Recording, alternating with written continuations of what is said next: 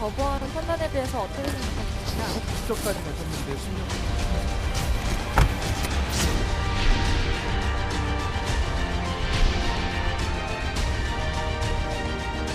대통령 대면 조사 일정에 관해서는 2월 초순에는 만일에 필요하다면 반드시 그때는 해야 될 사정이기 때문에 변동된 사정이었고요.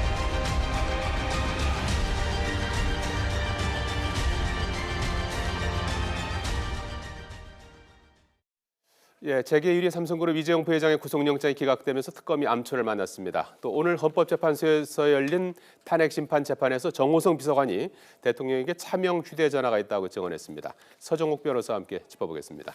안녕하십니까? 예, 안녕하십니까. 네. 자, 이 정호성 비서관이 오늘 탄핵심판 변론 기일에서 주목되는 발언을 했습니다. 대통령도 차명 휴대전화, 이른바 뭐 대포폰이라고 하는 거죠. 예. 그 전에도 뭐 이런 문제 제기가 있었는데요. 이거 어떤 의미가 있는 겁니까? 그쪽에 저는 정호성 비서관이 말한 것처럼 스스로에게 그 아픈 역사. 예. 왜냐하면 이게 과거에도 국정원 도청 사건이 많이 문제됐잖아요. 예. 그런데 대통령까지 도청을 걱정할 정도면 참 안타깝고요. 이거는 이제 그 실정법으로도 위법입니다.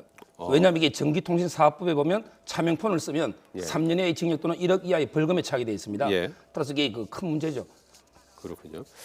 자, 그리고 검찰이 재판정에서 정호성 전 비서관하고 최순실 씨가 현 정권 출범부터 2014년 말까지 하루 뭐 3차례꼴로 문자를 주고받았다고 합니다. 그래서 뭐 일각에서는 뭐 누가 보면 이제 연인인 줄 알겠다 이런 그 지적까지 나오고 있는데 어떤 그 내용으로 이해를 하면 되겠습니까? 저는 이게 그 횟수보다요. 예. 내용이 더 중요하다 봅니다. 예. 왜냐하면 이게 그 정호성 비서관 혐의가 공무상 비밀 누설입니다. 예. 그런데 이때 비밀이라는 거는 형식적으로 따지는 게 아니고 실질적으로 정말 이게 공익을 침해할 만한 비밀로서 보호할 만한 가치가 있는가를 따지는데요. 그런데 그 누설 내용을 보면 예를 들어 이게 인사 내용이 미리 누설된다든지 이런 이제 그 아주 그 공익에 중요한 영향을 미치는 게 많기 때문에 오히려 이게 그 횟수보다 내용이 더 큰 문제가 아닌가 예. 이렇게 봅니다. 주로 어떤 내용들을 주고받았던 걸로 보입니까? 주로 이제 그 대통령의 말씀 자료인데 예, 예. 예를 들어 이게 인사 문제 예. 이런 것도 있고요. 예. 또는 이게 뭐 최경환 뭐 이런 사람 평가 예. 이런 이제 글들도 많이 있죠. 예. 그렇군요.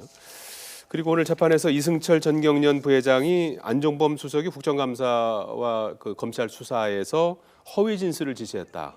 이를테면 이제 청와대가 미르 K스포츠 재단 의혹을 이제 은폐하기 위해서 허위 진술을 이제 종용했다. 이제 이런 정황 증거가 될 것 같은데요. 저는 이게 그 이승철 그 부회장의 그 어떻게 보면 이게 양심 선언이잖아요. 예. 이걸 상당히 그 높이 평가하고요. 예. 물론 이제 법적으로 보면 자기 사건의 증거 인멸, 자기 사건이 증거 인멸하는 거는 죄는 안 돼요. 예. 그렇지만 이제 그 도덕적으로 보면 증거 인멸을 교사한 거는 상당히 문제고요. 예. 저는 이게 그 공자님 말씀처럼 잘못을 하고도 잘못을 고치지 않는 거 이게 진짜 잘못이다. 예. 이런 이제 말을 해주고 싶습니다. 예, 예. 자, 오늘 아침 삼성 이재용 부회장에 대한 구속영장이 기각되지 않았습니까? 법원이 현 단계에서 구속의 사유와 필요성을 인정하기 어렵다 이렇게 사유를 밝혔는데 어떤 걸로 이해를 하면 되겠습니까? 그쪽이 그 증거 인멸이나 예. 도주 우려 이전에 가장 기본적인 요건이 범죄의 객관적 혐의가 소명이 돼야 돼요. 예. 우리 이제 형소법 70조에도 보면 범죄를 저질렀다고 믿을 만한 상당한 이유가 있어야 되거든요. 예. 그런데 그 현재까지 그 판결문을 보면 예를 들어 이게 그 제3자 뇌물에 대해서는 부정한 청탁을 입증해야 되고, 예. 그다음에 단순 뇌물에 대해서는 대가성, 그리고 이제 그 경제적 공동체, 공동지갑론 이걸 되게 입증해야 되잖아요. 예. 근데 거기에 대한 입증이 아주 부족하다. 따라서 이게 그 증거인멸이나 도주를 따지기 이전에 예. 범죄의 객관적 혐의가 없다. 이렇게 본 거죠. 예.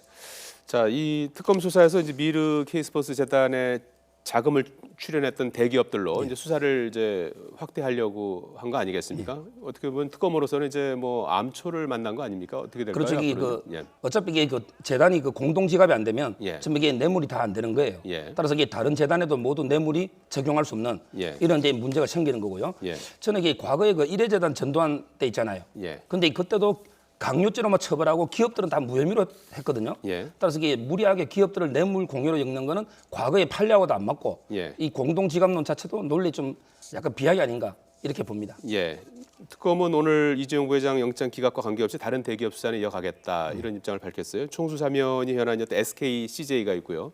또 면세점 현안이 이제 롯데가 이제 거론이 되는데 대기업 수사는 앞으로도 계속 이어지는 거죠, 그렇게? 물론 이게 특검은 하겠다는 건데 예. 조금 전에 말한 것처럼 그러기에 대가성이 있더라도 그 돈을 박근혜 대통령한테 줘야 되잖아요. 예. 근데 지금 이게 재단에 출연한 거거든요. 예. 근데 재단하고 박근혜 대통령이 공동 지갑이 아니면 최순실하고 아니면 예. 어차피 이게 뇌물 부분이 안 되는 거죠. 예. 법리적으로. 예. 그래서 이게 그런 암초는 여전히 있을 겁니다. 그러면 어떤 부분을 좀 특검이 보완해 나가야 되는 겁니까?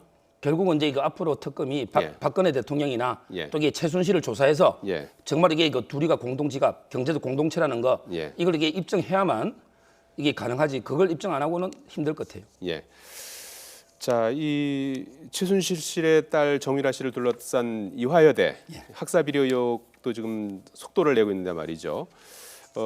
유철균 교수, 필명 이인화죠. 오늘 두 번째로 이제 그 기소하지 않았습니까? 주로 어떤 내용이 적용된 겁니까? 결국은 이제 이거 업무방해인데요. 예. 예를 들어 이게 조교를 시켜서 대리로 시험을 안 봤는데도 시험을 포기한 것처럼 허위로 이게 꾸며가지고 예. 학점을 준 거. 이게 바로 전형적인 업무방해 행위거든 학사 업무요. 예. 그 혐의로 이제 기소가 된 겁니다. 예, 예.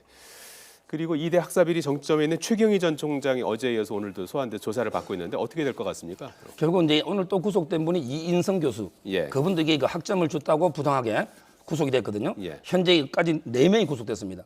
예를 들어 이게 김경수 그분은 암인데도 구속이 됐고, 그다음에 남궁곤, 또 이게 이인성, 그다음에 아까 유철균 교수.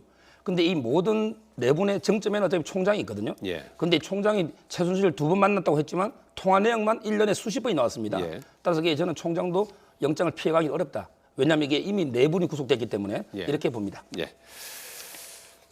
예, 특검 수사 속보 서정욱 변호사와 함께 짚어봤습니다. 고맙습니다. 예, 감사합니다.